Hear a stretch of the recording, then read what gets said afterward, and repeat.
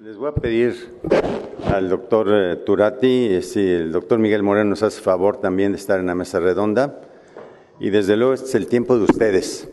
Entonces, las preguntas, si la bola está de aquel lado, ustedes pregunten, y afortunadamente yo estoy aquí para dirigirlo, pero ellos son los que van a contestar. Si hay alguna pregunta en el público, con mucho gusto. Sí, doctora. Para el doctor Moreno, ¿estas son los implantes? Todavía no se están comercializando todavía en México. En México solamente se están poniendo en Tijuana por la doctora Marina Ramírez, pero bueno, está llevando varios protocolos de investigación. Bueno, ya. Se están llevando varios protocolos de investigación precisamente allá en Tijuana, o sea, por la doctora Marina Ramírez, y no hay todavía un costo o un precio aquí en México. Se acaba de autorizar la venta del equipo del Travectom para hacer las trabeculotomías AB interno, pero desconozco cuál sea el precio de venta aquí en México, pero todavía no lo hay en ninguna institución, solamente lo utiliza la doctora Marina Ramírez en Tijuana. Sí. El Travectom tiene el defecto, doctora, bueno, no es defecto, que hay que comprar una consola. La consola es cara, pero la pieza de mano es desechable y vale 7,500 pesos cada pieza de mano. Entonces hay que invertir en el equipo grande y después una pieza de mano desechable, mientras no caigan mexicanos que los vuelvan a lavar. Pero es muy frágil, la puntita, esa platina de la punta, al más mínimo toque se dobla hacia adentro o hacia afuera y desde luego perdería su función. Y no sé, en la ceguera se pusieron algunos eye stents hace años, no sé si te tocó a ti, Turati, o ya no te tocó. Yo nada más me tocó ver a algunos pacientes ya operados, pero el resultado no era muy bueno. La mayoría de ellos se tuvieron que reoperar. Sí, en cuanto a la reoperación, sí, el eye stent no funcionó bien, pero el costo no lo sé. Lo que sí hemos estado poniendo son los implantes Express. Sin embargo, el implante Express es caro, vale en el hospital alrededor de 7,500 pesos, así como precio bajo, pero está entre 9,000 y 10,000 pesos al público. Y bueno, pues tiene algunos asegúnes. Funciona bien en cuanto a que tal vez previene un poco de la cámara plana, pero hay que poner mitomicina para que realmente funcione de forma más o menos adecuada. Es como una trabeculectomía, pero cara, eso sí. Sí, bueno, en relación con lo del Express, bueno, ya me parece que no es una cirugía mínimamente invasiva, porque nos estamos entrando a la cámara anterior y más bien se considera como una trabeculectomía modificada o apoyada con este dispositivo, y bueno, sí es caro. ¿Alguna otra pregunta? Bien, tal vez valdría la pena que nos platicaran respecto a la cirugía filtrante. Tal vez uno por uno, preguntarle a Vinci, ya escuchamos a Mauricio Turati hablarnos de cómo le está yendo. ¿Qué tanto usas mitomicina en tus trabeculectomías, Vincent, y qué resultados tienes? Bueno, como ya ya se tocó el tema, casi en todos, ¿no? Solamente probablemente en pacientes donde voy a hacer cirugía y que la conjuntiva no está muy alterada anatómicamente, inflamada, todo esto, y pacientes probablemente por arriba de los 70 años, ¿no? Donde sabemos que ya tiene cierta atrofia de la tenón, entonces la conjuntiva es muy laxa, ahí yo creo que no diría, pero lo decido en el momento de la cirugía, pero yo creo que sí, sobre el 70-80% de los procedimientos la administro. La pregunta va dirigida, ahorita nos contestan los otros dos compañeros, porque Sí suena muy aparatoso las complicaciones, sin embargo, la tendencia actual es a operar más con mitomicina. Tú, Miguel, ¿qué haces con esos pacientes? Yo utilizo la mitomicina en la mayoría de los pacientes, la utilizo con una concentración del 0.4 y la dejo de 2 a 4 minutos, dependiendo de la edad del paciente y de las condiciones de la conjuntiva. Yo lo que siento, o sea, desde mi punto de manera particular, o sea, bueno, yo no he tenido complicaciones graves por el uso de la mitomicina en todos estos años, afortunadamente, y yo creo que a veces se tiende a satanizar un poco el uso de la mitomicina. Sin embargo, bueno, depende de la experiencia de cada quien, pero la utilizo en la mayoría de los pacientes. Mauricio. Sí, yo cuando hace algunos años utilicé mitomicina, también al 0.4 por entre 3 y 5 minutos, dependiendo del caso, y después de tener algunas complicaciones con mitomicina, el caso que hizo cambiar mi uso de la mitomicina hacia ya no aplicar nada fue una paciente que había operado de trabeculectomía y que al agacharse para podar unos rosales se le rompió la vesícula y tuvo pues, un Seidel franco, y tuvimos que operar, hacer un avance conjuntival. Ahí decidí ya no volver a usar mitomicina. Después de eso cambié con la aparición del bevacizumab a aplicar a mi cirugía filtrante bevacizumab subconjuntival con bastante buenos resultados, pero a últimas fechas en algunos pacientes he utilizado la mitomicina en una concentración del 0.2 mezclada con gilocaína con epinefrina en una cantidad total de 0.1 mililitro, la cual inyecto subconjuntival previo a la cirugía de trabeculectomía o trabeculectomía con Express. Bien, tal vez les voy a dar también mi opinión. Yo creo que la mitomicina, como bien se dice, fue muy satanizada, y la realidad es que con razón, porque las complicaciones que vimos fueron terribles.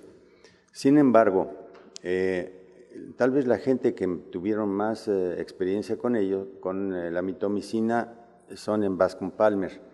Ellos en algún momento decidieron a todos los pacientes que se operaran le iban a poner mitomicina, entonces hicieron un enorme cúmulo de experiencia en complicaciones, y esto dio lugar a que con el tiempo decidieran y planearan y mejoraran su técnica. La técnica que se está empleando actualmente en Bascom Palmer y que tal vez en el resto del mundo es hacer incisiones conjuntivales de base Fornix, en primer lugar, y luego hacer una disección muy amplia, no nada más en el área donde va a ser la esclerectomía, así el flap escleral, sino disecar muy ampliamente hacia arriba, hacia atrás, a los lados de los músculos del músculo recto superior, y poner mitomicina hasta allá atrás, ya sea que con una esponja bien humedecida se dé una pasadita por todo el área, o meter varias esponjas, teniendo cuidado de retirarlas. Esto genera una bula no tan avascular como las que vimos, una bula mucho más amplia y con mejores resultados.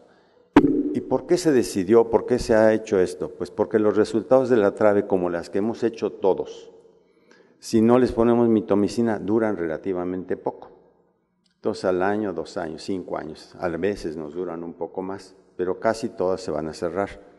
Si les ponemos mitomicina vamos a garantizar el resultado, pero sí hay que irse con tiento, es una sustancia peligrosa, tenemos que manejarla con cuidado, inclusive al desecharlo.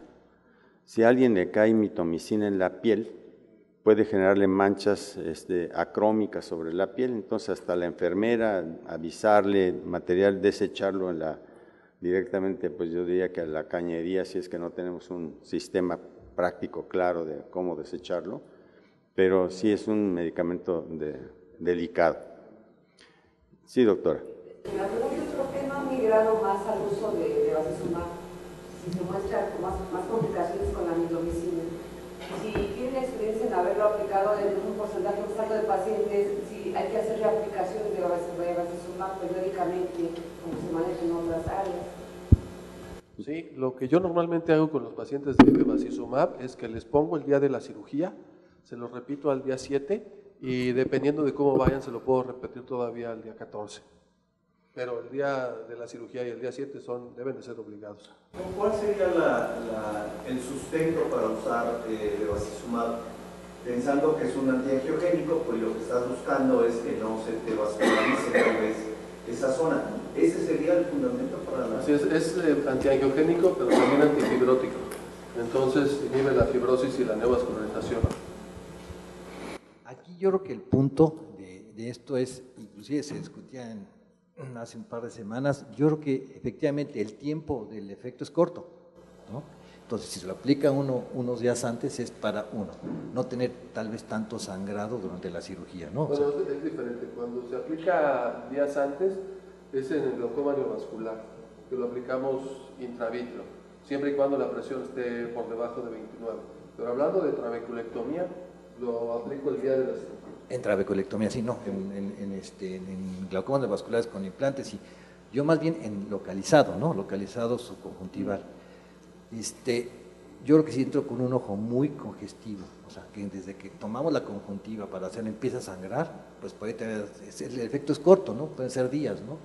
Entonces yo en un momento dado, sería como una alternativa, no como una indicación, ¿no? Yo en este caso, aplicarlo unos días antes, unos días después, pero si en un momento dado veo que no es suficiente, entonces yo creo que ahí la indicación en lo particular sería 5-fluoracilo, ¿no? Para mantenerlos. No tanto el efecto de los vasos, aunque sí, bueno, es que si hay más vasos, pues va a provocar más inflamación, más congestión. Entonces ahí es en donde está el punto de indicación, o probablemente lo que la doctora tiene la duda, ¿no? O el punto. Y hay algunos artículos escritos sobre este tema. Los resultados no son tan espectaculares. Sí mejora un poquillo, pero no son tan espectaculares a mediano plazo. Y la realidad es que el bevacizumab es un anticuerpo monoclonal que va a actuar exclusivamente contra el factor de crecimiento vascular endotelial. No tiene otra acción en otras áreas. Entonces sí inhibiría la producción de vasos, pero nada más. Y pues tal vez influyera moderadamente en la fibrosis que se genera ahí, no como antifibrótico, sino porque inhibe la producción de vasos que al fin y al cabo van a llevar nutrientes al área. ¿Querías preguntar algo más? Sí, una de las patologías que te van a originar un glaucoma neovascular es una oclusión de la vena central de la retina.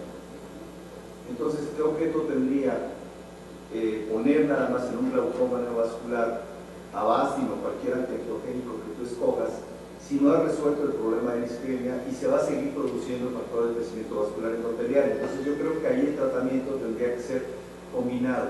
Usar láser por un lado, o sea, fotocoagular la retina que esté generando ese factor de crecimiento vascular endotelial, y por otro lado, a lo mejor sí, la inhibición de esos neovasos que están ocasionando el glaucoma neovascular. Sí, tal vez no mencionamos o no comentamos como debería de ser, pero efectivamente cuando hay un glaucoma neovascular se tiene que tratar la enfermedad de base.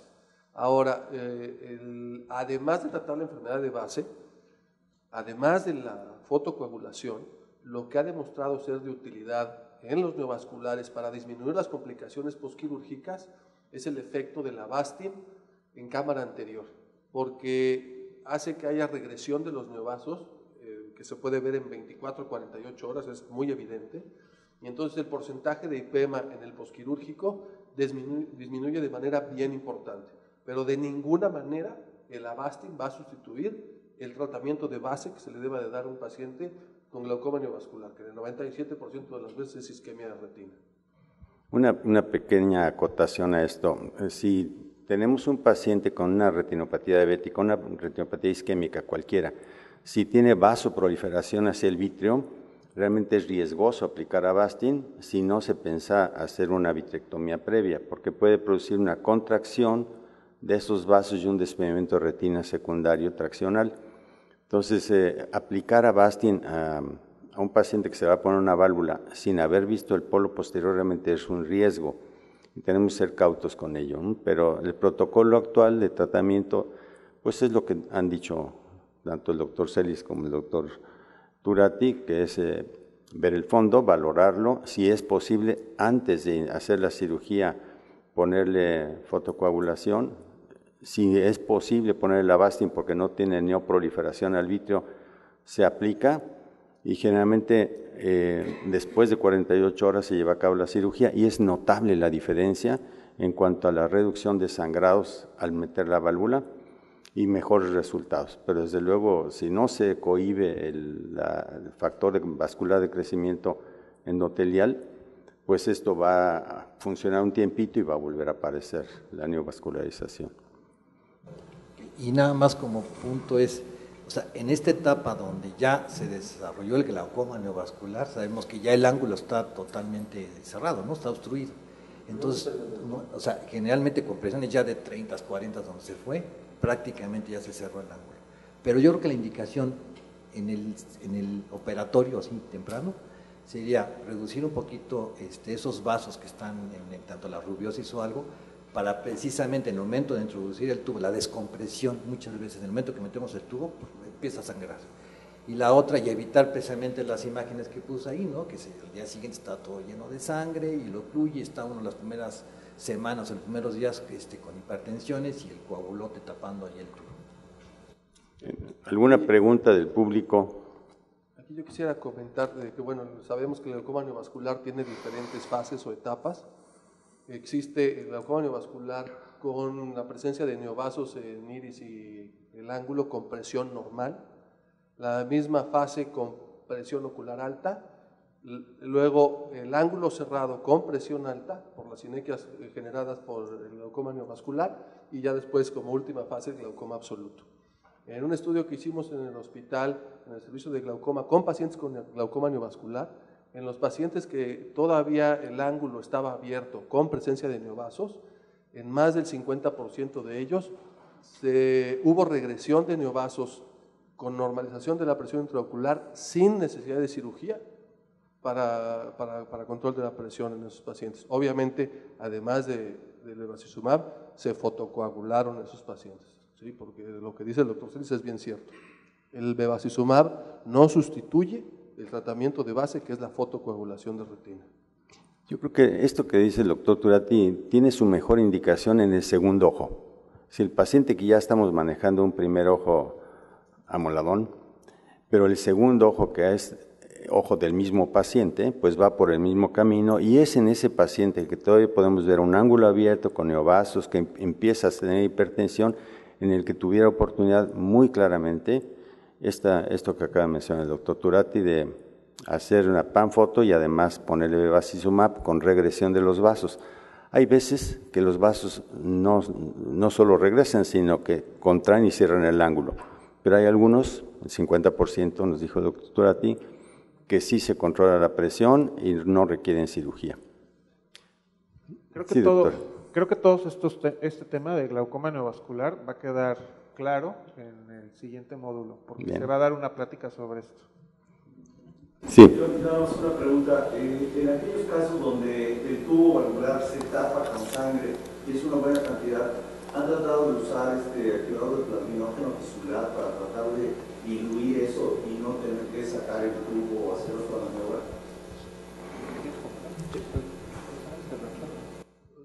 Sí, la sangre se puede reabsorber. Entonces, yo sí he utilizado activador de plasminógeno tisular.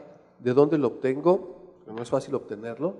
Hay un médico veterinario, oftalmólogo, especialista en glaucoma en la Ciudad de México, es el doctor Gustavo García Sánchez.